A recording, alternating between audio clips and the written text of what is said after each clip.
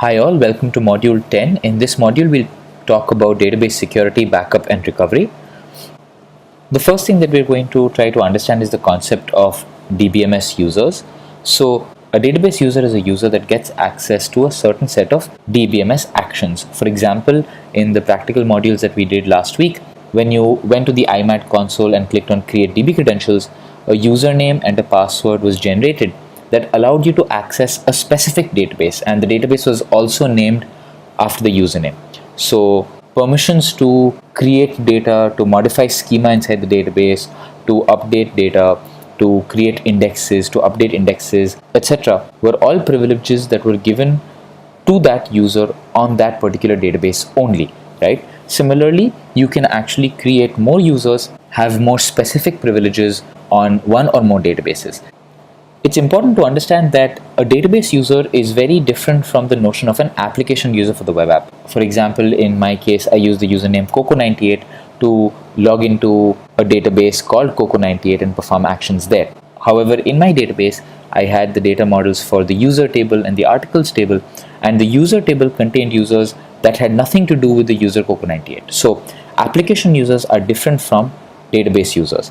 The reason why database users are an important concept provided by most mature DBMS systems today is because typically in an application, not all developers are given access to the production database.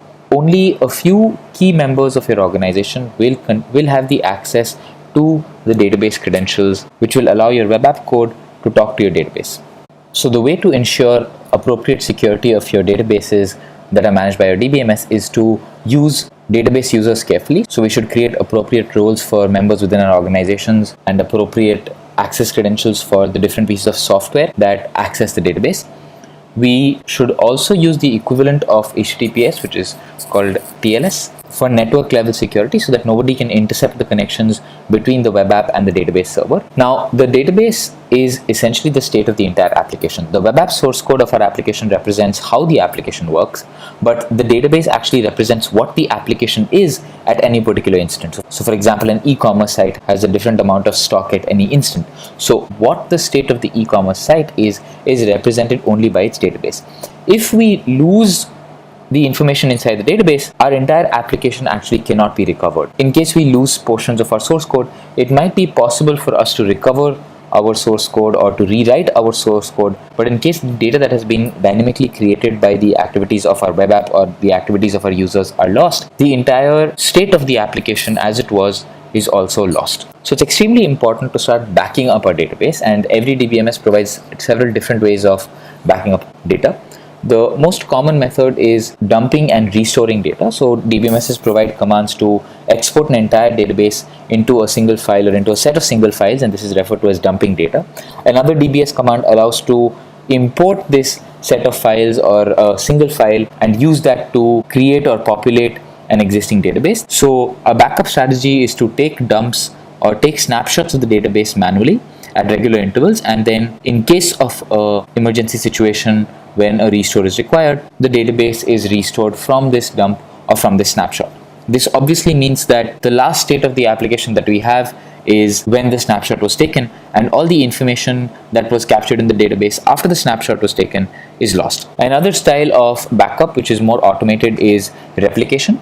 DBMS replicates data from one database instance to another. Say we have one instance of a DBMS which has a database on one server machine and another DBMS with another database instance on another server machine. Modern DBMSs allow a particular configuration that allows data to be replicated from one database to another. So typically these machines are also not kept in the same data center for disaster protection. A popular method of replication is master-slave. One database instance is called the master and the other database instance is called a slave. So slaves are kept in sync with updates that happen on the master. All the activity happens on the master database, so the web app communicates with the master database, and all of these updates are propagated to the slave databases. So now in case something goes wrong on the master database, we can always recover from the slave. This has the advantage that in case something goes wrong, we can recover our data, we can recover almost all of our data from the slave replica of our database. There are two kinds of replication. There's synchronous and asynchronous replication. A synchronous replication is when updates are transmitted from the master to a slave, and only once the updates have actually been propagated to the slave as well does the master actually say that an update has been committed. So this is a very safe method of replication, but it can be slower because we're not just updating one database every time we update the master, we're updating the master and the slave database. Asynchronous replication is when updates are made to the master, but the master does not wait to propagate those updates to the slave replica. The master responds immediately, and so updates to the slave replica are made asynchronously. This is faster because the master database responds to updates much faster, but it is potentially less safe than synchronous replication. Another concept is the concept of data archival. In applications where a lot of data is created, some of the older data might not be very useful or might not be accessed very often. In this case, old data is actually taken out from the database and archived in a separate storage device.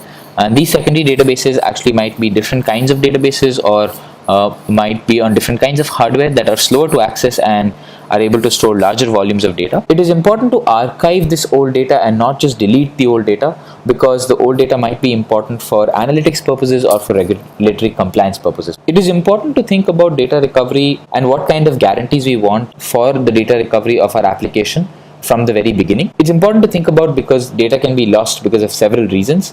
Errors can be made by database administrators, or there might be software errors in the DBMS. There might be hardware failures where the disk fails or there is disk corruption, and this is actually a surprisingly common failure.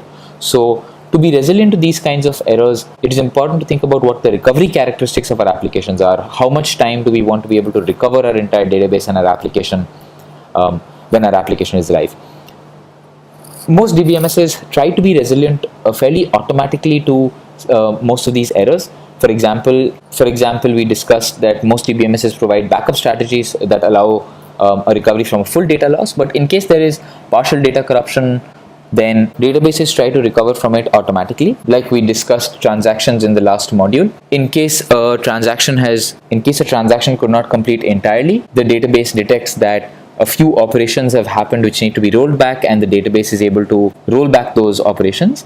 Databases like Postgres use the concept of a write-ahead log. A write-ahead log is essentially a log that is maintained by the DBMS, logs all the actions and queries that are made by users into a file, and once the query is logged into the file, the database server actually applies that query onto the database. This has the advantage that in case something goes wrong, that in case the query has not been completely processed and applied to the database server can read the write-ahead log to figure out what the query was and replay the query. Another style of data recovery is called point-in-time recovery. When we discussed the data backup strategy of dumping and restoring, we were looking at what is called snapshot-based recovery, where we were recovering a snapshot of the data from the time the database dump was taken.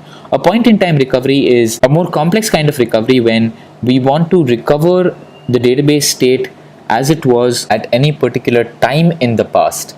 So a point-in-time recovery method allows us to choose any particular moment from the past and move through all of those different queries as they executed and choose an exact particular instant at which we want to reset our database. And this can be done only by specialized tools that are provided by specific DBMSs and database softwares. The important things to take out of this short module are: number one, we should be very careful about the database credentials that we generate. If we are not careful about these database credentials, then people will have access to user data that is stored in the database.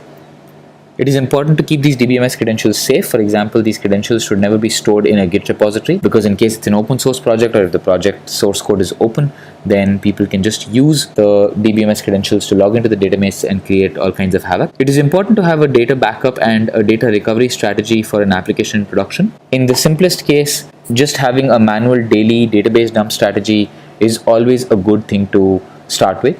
It is important also to use mature DBMSs which have a large community and which has good tooling to help when things go wrong.